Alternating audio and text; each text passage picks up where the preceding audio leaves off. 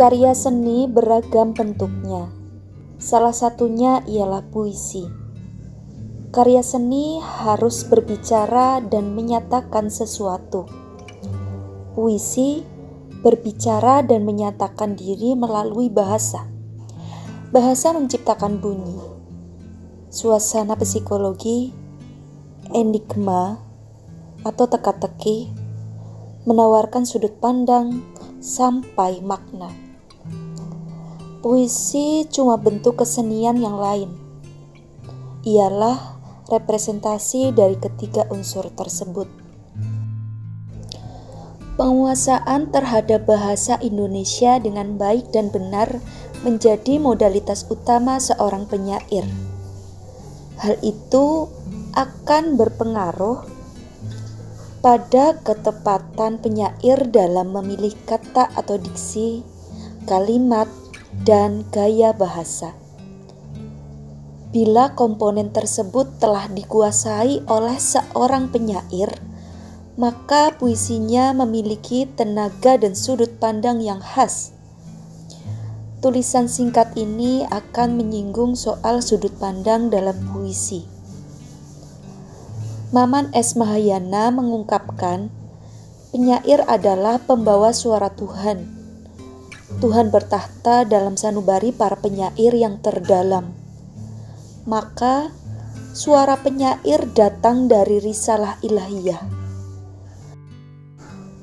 Sedangkan Abdul Wahid B.S. mengemukakan bahwa puisi dijadikan media ekspresi bagi perjalanan spiritualitas, bahkan menjadi bagian dari ritus peribadatan. Artinya, melalui puisi risalah kebenaran dapat diekspresikan, bahkan menjadi bagian dari pancaran spiritualitas. Sebab, tidak sedikit penyair menemukan bahasa melalui jalan perenungan, kontemplasi, dan refleksi. Saya sering menyebut sebagai jalan kesunyian. Nah, sudut pandang dalam sebuah puisi juga hasil dari jalan kesunyian itu.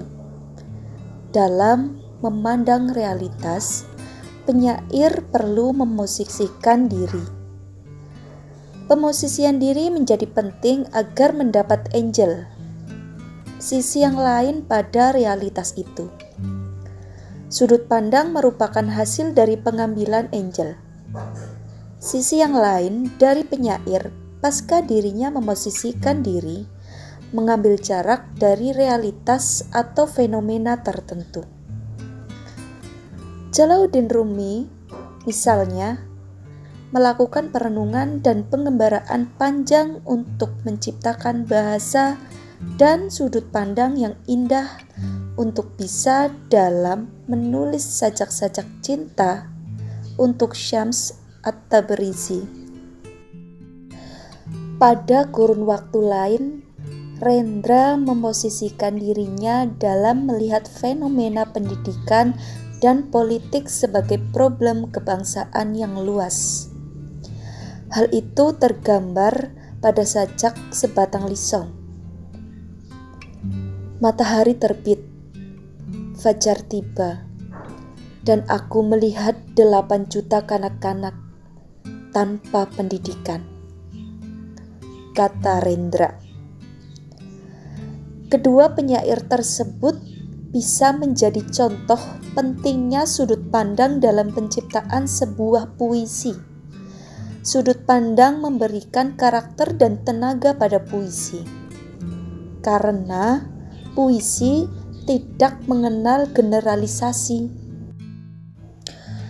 Karena setiap fenomena atau realitas yang ditulis memiliki kekhususan dan problemnya masing-masing. Tidak bisa gebyah-uyah disamaratakan. Contoh, wanita yang berambut panjang mengurai kecantikan dan keindahan.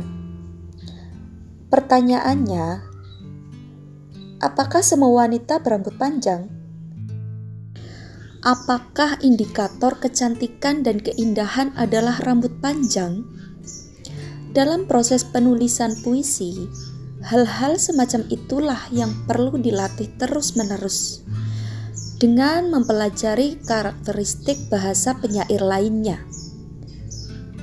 Banyak melakukan perenungan sehingga fenomena bisa disublimasi menjadi puisi yang indah dan segar.